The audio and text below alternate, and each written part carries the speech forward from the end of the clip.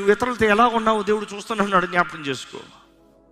దేవుడు నిన్ను చూస్తున్నానన్నప్పుడు దేవునికి తగినట్టుగా నీవు బ్రతకగలిగితే హెచ్చించే హస్తం ఆయనండి. నీ అవసరతలన్నీ తీర్చువాడు ఆయన. ఈరోజు మనుషులు కృతజ్ఞత లేకుండా పోవచ్చు, చేసిన కృతజ్ఞత లేదు, ఎవరికి కృతజ్ఞత ఉండదు. దేవుని ఆత్మకార్యం జరగకపోతే, దేవుని ఆత్మకార్యం జరుగుతున్న మనుషుడికి థ్యాంక్ యూ అన్న మాట వస్తుంది, కృతజ్ఞత. లేకపోతే మనుషుడు ఎప్పుడు చూసినా నాకు చెయ్యి, నాకు చెయ్యి, నాకు చెయ్యి, నాకు చెయ్యి, స్వార్థ మనుషుడు. కానీ ఈరోజు మనుషుడు ఏమనుకుంటున్నాడు కాదు, దేవుడు చూస్తున్నాడు. రేపు రాజు కూర్చుంటాడంట. I'm challenging you today. దేవుని ప్రేమిస్తున్నామన్న నీవు ఎవరికన్నా దయ చూపించావా? మొదట చెప్తున్నాను, ప్రేమను బట్టి వారి జీవితంలో ప్రేమతో సహాయం చేస్తాం.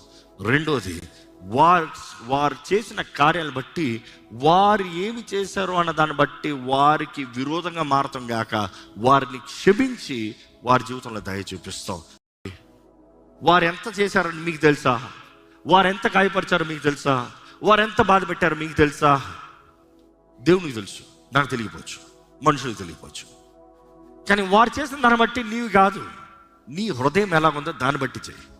Blessed are those who are merciful, for they will be shown mercy. కరుణించే మీ తండ్రి, దాన్ని బట్టి మీరు కరుణ చూపియండి.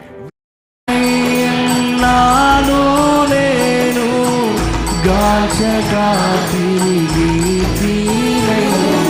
ప్రేమతో నా ప్రియుడా నన్ను కౌగాలి